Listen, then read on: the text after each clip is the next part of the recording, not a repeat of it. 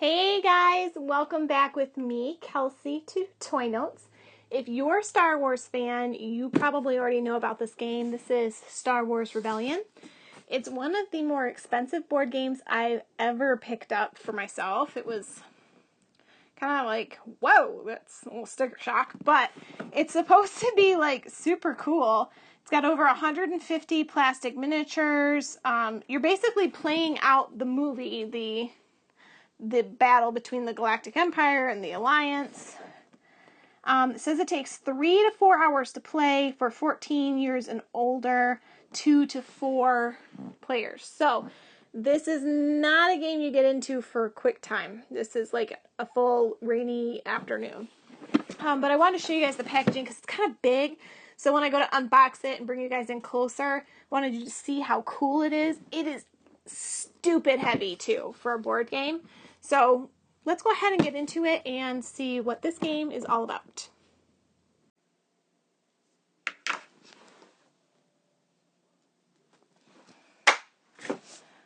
Let's learn how to play Star Wars Rebellion. Now this box is super duper heavy, so I'm guessing there's going to be a lot of setup.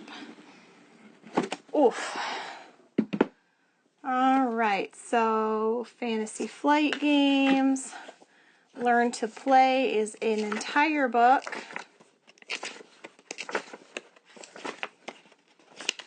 Whew. Rules is a different book entirely. Holy Toledo. We've got an action deck, it looks like.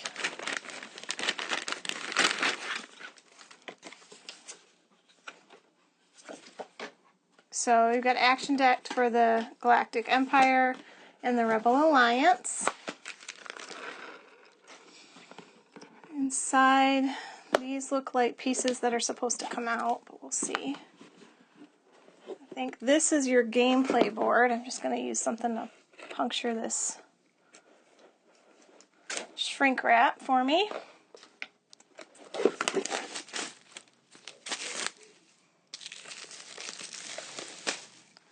I'm just going to set that off to the side. We have multiple pieces of droids and characters from the series to be used in play. Multiple die. And these look like plastic pieces to hold up your characters. Cards, defensive formation cards,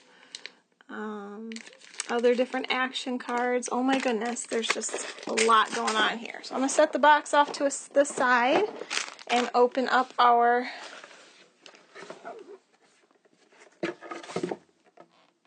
game board. So this game board comes in 2 pieces.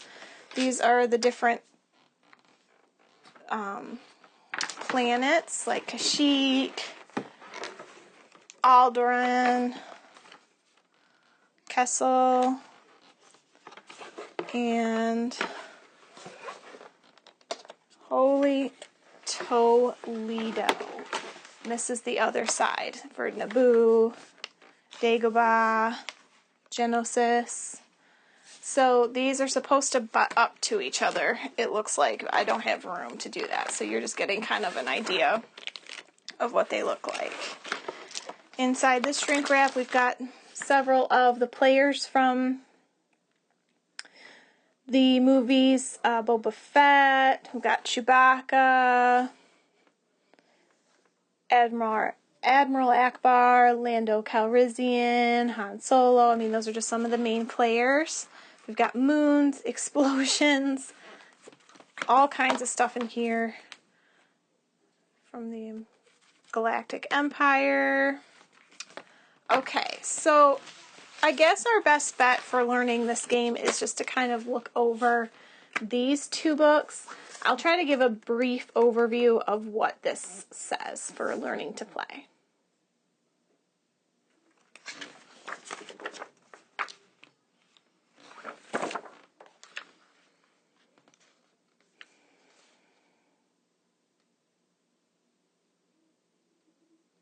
So, the Star Wars Rebellion lets players reenact the epic struggle between the Rebel Alliance and Galactic Empire. Players take control of iconic characters from the Star Wars saga, sending them on secret missions and leading troops in combat across the galaxy. Each of the two factions has very different strategies and objectives. The Rebel Alliance is vastly outnumbered and cannot survive a head-on fight. Instead, it must remain hidden and rely on subterfuge, guerrilla tactics, and diplomacy.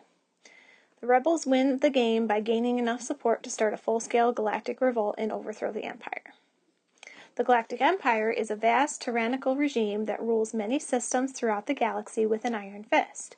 The Imperials can easily build terrifying weapons of war in large quantities. Although their forces are many, their only chance of extinguishing the spark of rebellion is to spread throughout the galaxy, quelling uprisings and searching for hidden rebel bases. They win the game by finding where the rebel base is and locating it and conquering it. So it also shows that all these miniatures have to be assembled in order to be used. There's a large component list with all the mission cards, tactic cards, action cards, custom die. I mean, there's just a lot going on here. So setting up, you have to choose the factions and gather your components. So you choose who controls the Imperials and who controls the Rebels. Now, how many players does it say it takes for this game?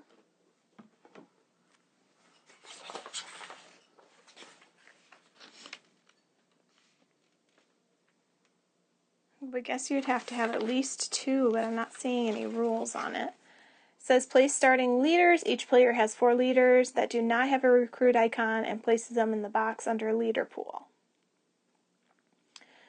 Prepare the game board and time track. Take both halves of the game board and place them next to each other in the center of the play area. Then place the time marker on space 1 and the reputation marker on space 14. Prepare objective cards. Shuffle each of the objective 1, 2, or 3 piles individually. Place the third pile in objective space of the game. Then place 2 on top of 3 and 1 on top of 2 until you have one single objective deck. Preparing the action decks. Each player takes all of his action cards that have a recruit icon and shuffles them to create his action deck. He places it face down next to his faction sheet on the side labeled action deck. So that's what you've got here. You take your cards. This is the action deck. So you can have 2 players, but I'm guessing that you would want a team because this is going to be kind of an in-depth game. Preparing tactic decks, markers, die. Shuffle the space tactic and ground tactic decks individually and place them within easy reach of all players. Take all remaining markers and dice and place them nearby. Mission cards. Sort them by 1, 2, and 3, like the objective deck. Starting units and loyalty for your first game. Place units and loyalty markers on the game board as described in the diagram, which is on page 16. Can you believe a rule book that has more than 16 pages? So it's going to be like set up like that. Choose a base location. The Rebel player should make sure all systems that contain Imperial units have been removed from the probe deck. Then, from the remaining probe cards, the Rebel player secretly chooses 1 card and places it face down under the Rebel base location space of the game board. For your first game, make sure the Rebel player chooses a system not adjacent to any Imperial units. Each player takes 4 starting missions and draws 2 cards from his mission deck to create the starting hand. This hand of cards is kept secret from the opponent. And then that says that you're ready to play.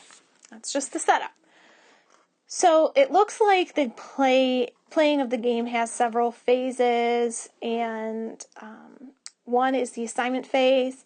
Players assign their leaders. 2, command phase. Players take turns resolving missions or placing leaders on the game board. Refresh phase, players resolve cleanup steps such as retrieving leaders, drawing mission cards, launching probe droids, recruiting new leaders, yada yada. And then the booklet goes on to explain each of these phases in very distinct detail. Winning the game. The Imperial player immediately wins the game if he conquers the Rebels' base system. This is a major setback to the rebellion that ensures Imperial dominance. The rebel player immediately wins the game if the reputation marker and time marker are in the same space of the time track. The rebels garner enough sympathy and reputation within the galaxy to get the decline of the Empire into motion. So I think now we'll just kind of look at some of the cards so we can get ideas of what these action and objective cards do. So these are like your objective cards. You've got popular support start of refresh phase. Play if at least 6 systems have rebel loyalty. This one says combat. Play after a Star Destroyer or Super Star Destroyer has been destroyed in a combat you initiated.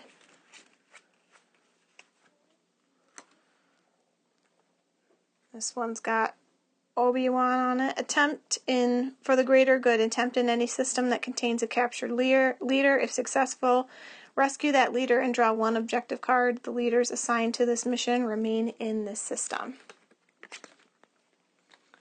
So there's lots of different cards here. I'm not even going to try to walk you guys through this game. It's one of those that you would have to be actually sitting here or playing to figure out, because there are so many components. It's really for the true diehard Star Wars fans.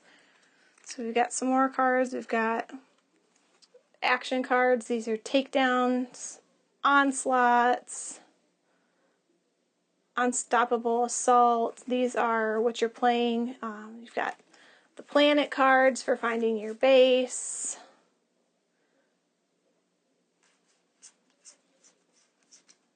So the setup alone, I would estimate, would take you probably a half hour, especially the first time, probably more, because you have to set up all of these miniatures and build them. So I'm just going to show you guys a few pictures of the rules and the setup instructions. That way you guys have an idea of how everything looks. It's very well put together. This game is made very well, very sound, gonna last a long time, but this is not a game that you play if you only have an hour. I have a feeling this game is gonna take a long time for setup, and it's gonna take an even longer time to play.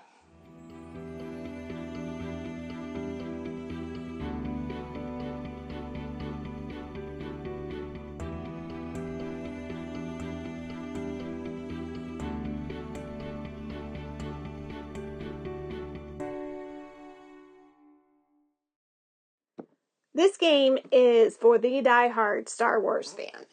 Prepare yourself for a while of setup. This one's pretty complicated. It's 2 booklets with rules and instructions for gameplay.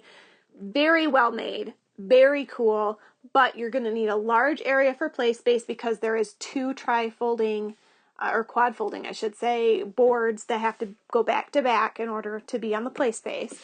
You're going to have to set up a bunch of models. You're going to have to really study these instructions. This is not a game that you just open and play right away with a big group. Minimum of 2 people for this game, but I would think that playing it more co-op, you know, the Rebel side and the Galactic Empire side would be more beneficial, because there are so many rules and so many ways to play. I feel like, you know, you could really get into this game as a team aspect. This is not going to be something that you play and you're done in half an hour. This is quite a long process for a game, but if you're a diehard Star Wars fan, you will love it. This was the most expensive board game I have ever bought, so I'm not sure for me I would buy it again. I just don't really see, for me as a parent, at least of a young child, I don't see myself ever having time to really sit and study this well and really get good at playing this game or play a full game in one setting. I don't even have time for Monopoly in one setting. So great game for the right group, I guess, if you have a lot of time on your hands. So guys, even though this one's kind of iffy for me, I like the concept, but the execution, while well made, is a little time consuming. I did like it, and I hope you guys enjoyed our video today. Go ahead and hit that subscribe button and give us a big thumbs up if you did. I really appreciate seeing you guys back, and I'm going to have more family-themed games and Star Wars-themed toys coming out, including a Stormtrooper voice-changing helmet. So make sure you hit that subscribe button so you don't miss out. But until next time, guys. Bye.